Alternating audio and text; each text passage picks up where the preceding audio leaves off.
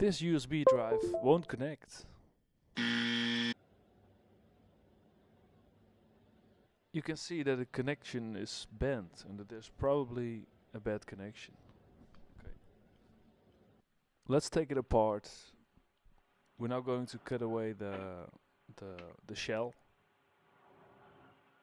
I have to be very careful not to cut in the storage chip or the USB controller, because I don't have any parts for this USB drive.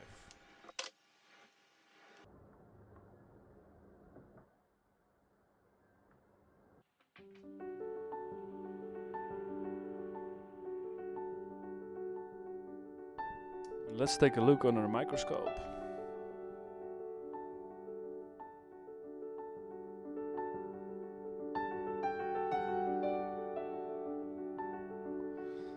So these are the connections. I'm now checking if there's one loose. Unfortunately, I didn't record it under the microscope.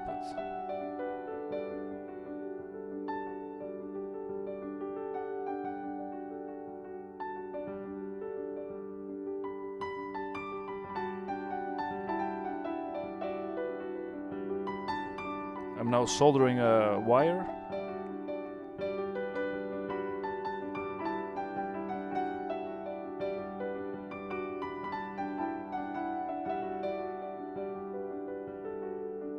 I'm now trying to solder the wire to the connector. It's called a jumper. You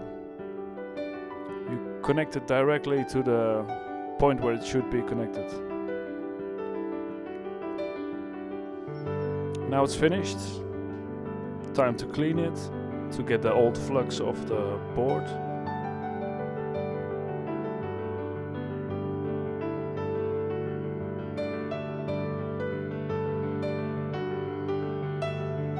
And test for any shorts. If there's a short, then it can ruin the whole data recovery job. And the data, of course. So it's important to check.